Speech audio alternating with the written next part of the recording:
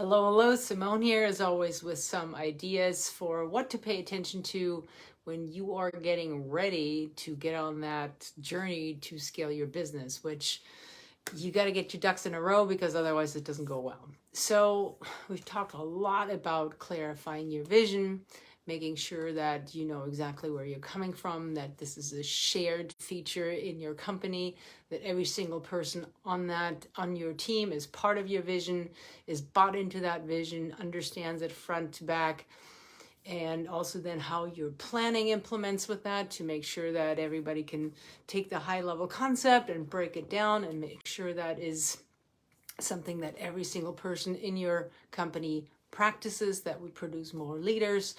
So we're doing all this stuff, and now the next step is we put the clarity in place, we put the certainty in place. Now we have to get the right people on the bus, or make sure the people we already have on the bus, that they get what they need so they can produce at that higher level, which is exactly what you need to be able to scale. Everybody has to be 100% on point, being the best at what they can do. They have to be great at it, they have to love it, and your business has to really need what they're doing it, so that we're all in that sweet spot where we can produce at the highest level possible.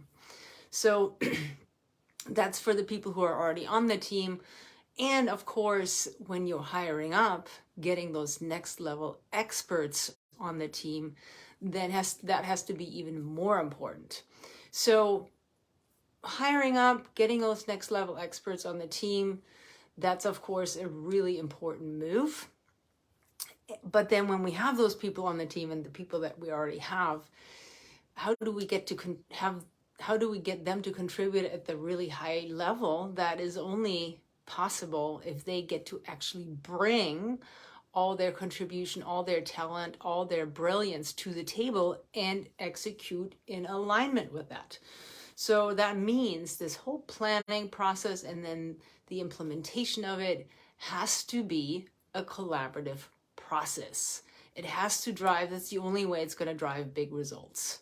Because think about this, if it's basically all led, determined, chunked down, implemented by you, by your direction, you are going to be organically the one that's limiting the level of contribution.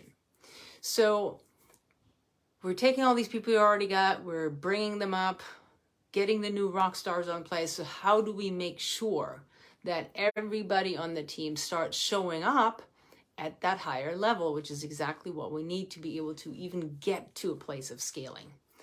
And the answer is really simple and not easy at all, because it is shut up and listen. So here's the challenge with that. Most of you, at the bottom of your heart, you are an entrepreneur. You built this thing. This is your baby. Everything has always started with you and it ended with you. You're responsible for everything. You started this probably by yourself, and you got some good people in, or not so good people, but you build a team around this. But you're used to always driving everything. So now, to be able to actually get to a place of accelerated growth and then hyper growth, which is what scaling is, you have to have a great team in place. And that great team has to be able to run with you. They have to be able to walk alongside you and not behind you. And this is the issue. When you're used to leading, defining, running with everything, you're used to driving everything. And that also means when you're going at that speed where, it's easy for you to know what you mean because it's in your head. But now you have to translate this to everybody else to make sure that they are on the bus with you, that they know where the bus is going, that they're sitting beside you, and that they're not 3 steps behind you, because that's going to drive you crazy too. So you have to feel like, for you to be able to shift responsibility, you have to be able to feel like your team can actually run with you. So that being said, this starts by toning down your inner D. So any of you who know anything about DISC, D is your drive, your decisiveness, your decision making, and most entrepreneurs are quite high in D. And that's very helpful when you are young in your company because you're going to get stuff done. You're going to drive it. You're going to get it done. But then when you have a team, that means you have to sit back a little bit and allow others, right? So that actually means you have to let go of control. If you want them to step up, you have to actually allow them to take over. And that's one of the hardest things to do as a business owner, as a CEO, because this means you have to relinquish control. You have to let go of it. That also means you have to detach from the outcome somewhat, and definitely detach from how they're going to get to the outcome. You're still going to determine the outcome, but how they're going to get there is up to them. So that letting them, that allowing them is a practice, and it's going to feel very foreign to you. And the less you've practiced this, the more counterintuitive this may seem. Because many of you, what you're used to is you control the situation and then they just implement. You control how it's done and they just implement. So that's kind of that old school idea of delegation. You tell them what to do and you probably have strong processes in place and they're just going to do it exactly your way. Which also means that there's no innovation, there's no improvement. It's one way or the highway. And that means it's hauled back on you. And that means nothing's going to improve unless it's coming from you. And that's a bottleneck right there. So when you're thinking about allowing your team taking over control, letting them, kind of pay attention to what's happening in your body. Is your breath accelerating? Are you starting to sweat? Are you feeling the anxiety and the fear kind of rising up in your chest? Or are you feeling really excited about it, really relaxed about it? You're feeling like they got it.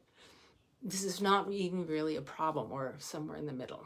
Likely what you want is that second thing, but what's really happening is that first thing. And depending on the day, you're somewhere on this spectrum. So you have to know what's getting in your way to really let go of control and allow your team to take over and drive these results. Now, the big pink elephant is there. You have to trust the team to do that. So how do you build the trust with the team? And of course, it's a step-by-step process. It's not going to be something that happens overnight. So it starts by shifting small things, shifting small areas of responsibility that don't matter much or that much if they screw it up, and then building the evidence for yourself that this is actually working. So it's a very conscious process, because if you don't do the first thing, shifting control, of course, nothing changes. But then if you don't shift the second thing, or if you don't have attention towards that, noticing when something is working, you won't be shifting control consistently. So you have to let go of some things, support the team to get it right, and then notice when they're getting it right, so that you will continue doing this.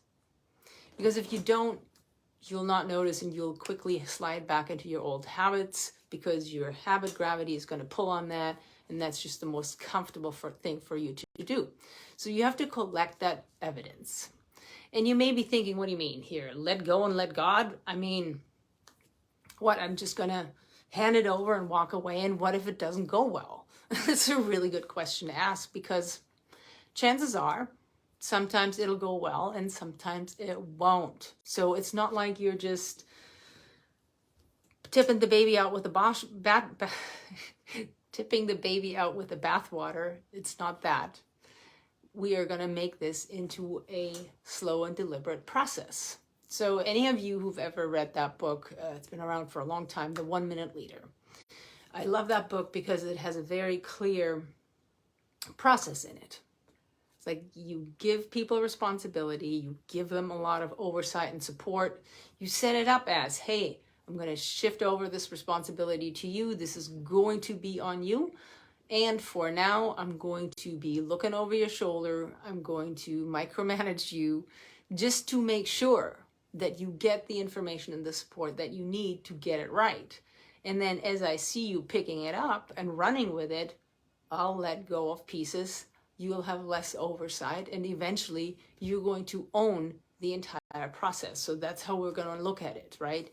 When you first hand something over, there's got to be like really clear milestones, really clear vision of the process, really clear outcomes, and then there has to be frequent check-ins just to make sure nobody's getting stuck. And it's also teaching them, your team, when to ask questions and how to be resourceful. So when they're first getting into a process, they need to be able to ask you. Once they feel like you feel like they've got the basics down, you want them to start getting resourceful. That means, hey, don't ask me, ask the team, because they're going to know. So first ask 3 of your team members, and then ask me if they don't know. So we have to teach them getting resourceful around new responsibility so that you're not babysitting throughout the whole process. You're there for them if they absolutely need you, and they also have to understand what it means to be resourceful, that they can actually start owning this whole process on their own. So first ask 3, then ask me. Now we have that. You might think, well, you know what? A lot of the people that I've had, they've been here for a while, and we've tried this process, and I pretty much get the same level of strategy and execution out of them. Nothing is changing. Well, when you want better answers out of people, chances are you need to ask better questions. Because if you've been asking the same questions for a while, you're not going to get better answers. It's going to be the same ones. So you have to also understand, when you start giving people more responsibility, it triggers all sorts of human responses. They might be excited. They might be afraid and fearful because they think they don't know how, imposter syndrome pops up, all that other stuff. Or they might be downright resistant because they actually don't really want that added responsibility. And as leaders, we have to figure out what's preventing our teammates from stepping up at a higher level. Is it that they don't know how, or they think they don't know how? Is it that they're afraid and we need to help them own their certainty around their expertise? Or is it that they actually don't want to? So we have to be able to answer that question. Now, if you know that they have the skill level and they're not showing up at a higher level, the next thing is that needs to happen is to come to Jesus. Because look, as a small business owner, you can't afford a single person on your team who's not showing up as an A player, who's not playing an A game. So if they're resistant for some reason, you have to find out how, and then you have to have the real conversation with them to call them forward. So the conversation goes somewhere along the lines of, hey, I'm noticing XYZ is happening. I know you can do better than this. What's really going on here? Because they have to have an answer for that. Because if they just arbitrarily are not performing, you know they can, they have the capacity, they have the clarity, what's going on that they aren't. So you have to find out, can they or won't they? And then the next step is you have to let them. Once you know what's going on, you've supported them, you've gotten them in the right place, you have to let them. And that also means that you have to let them fail. Now, you don't want to let them fail with really big things, because what you want to create is that evidence for both of you, for you and for your teammate, that they can do it, so that they will do it again at a higher and higher level. So when you're shifting over responsibility, you're showing them how it's done, you're making sure that they have all the clarity that they need, the support that they need, and then they do it, and then they fail. Well, all that's important for you to do at that point is to support that process and then give them feedback. And then it's on them to make it right. Going through that process where they go through failure, understand why, and then they're the ones responsible for fixing it and making it right, that's their best teacher. Hopefully they won't fail a whole lot. Hopefully they're just going to be little hiccups. But if you don't let them go through that process, if you're always the hero that sweeps in and swoops in, I think is the word, and takes over and takes the responsibility away from them again, for one thing, they won't try again. They're going to have more fear than they did before, and they won't learn from their mistakes. So we want to prevent the mistakes as much as we can, but without them actually working it, we won't know where the gaps are, and then we can't fix it, and that means we also can't fix it going forward. So we're right back to it's all on you. So we have to go through this process. So now we have given them the overall vision, we have given them the plan, we're kind of figuring out that we have the right people, whether they're brought up internally or they're coming externally.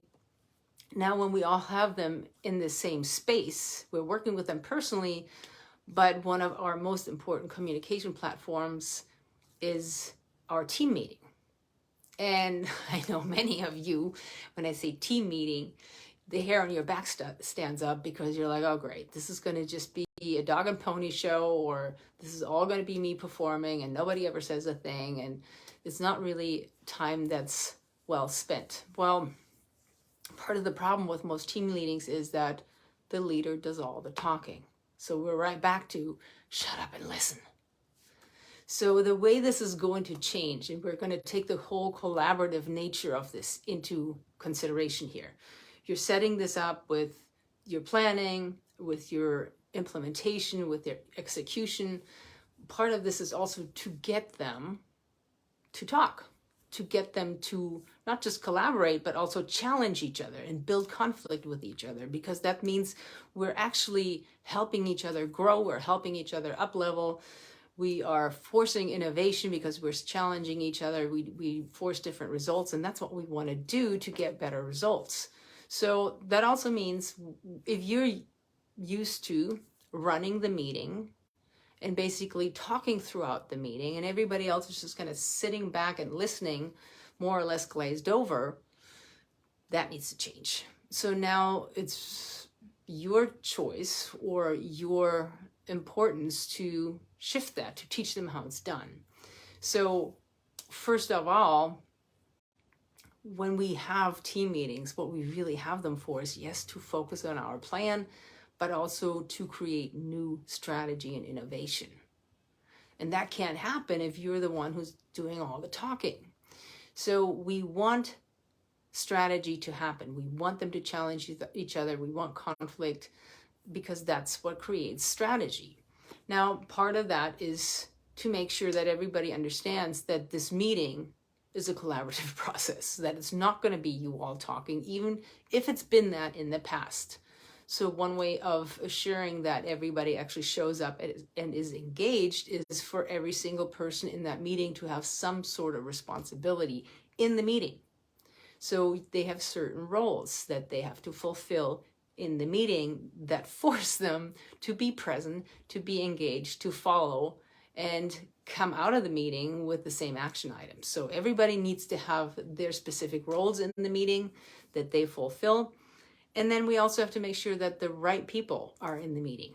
And the right people in the meeting are people who are there to either give or receive or do both. Because if they're not there for one or two or both of these, what are they doing in the meeting? They're wasting your valuable company time, and there's going to be no outcomes. So, because if they got nothing, if they're just sitting back and listening, and they got absolutely nothing going on, why are they here when they should probably just be in their chair being productive? So going through this whole process, making your team lean in more, step in more, being more outspoken, asking for more help, bringing more strategy to the table. That's what it means to build leaders. Without this process, you're just going to have a whole bunch of people who are maybe good doers, and that's important. But to really get that company to the next level, you need people showing up at a higher level. So that means they have to become, maybe they're still doers, but they have to become strategic in their doing, driving innovation, driving improvements, driving new ideas, and all that good stuff. So part of your job as a leader is to go through the process that we were talking about today, and then noticing where you get stuck. And if after you doing all your work and giving them all the clarity, all the certainty, there's still little participation and you can't get them to get to a high level of results, you have to be open to the process of top grading, where every quarter you improve your team DNA, your fabric. So every quarter you go through every single one of your teammates and go, is this person able to grow with us? Is this person able to be with us throughout these next 6 to 18 months when we are in an accelerated growth stage? Is this person able to contribute at that required higher level, or are they not? Because a company can't outgrow its leader, and a leader can't outgrow its team. So you have to make sure that when you are growing, your entire team, every single person on your team, is able to support you and further you in that growth. So these are all really important concepts and very important practices. So take everything we talked about and really look at your business and go, where am I having gaps? Where am I failing with this? Because that means you're failing your team and you're failing the company. So if you want to know more about that, we have a great new training out there at bulletproofbusinessgrowth.com, bulletproofbusinessgrowth.com, where we discuss these concepts in more detail. So go check out the training, and you also have an opportunity to book a call in that with us if it's the right fit. So try this out. I hope this is a lot of value to you, and have a great week going forward.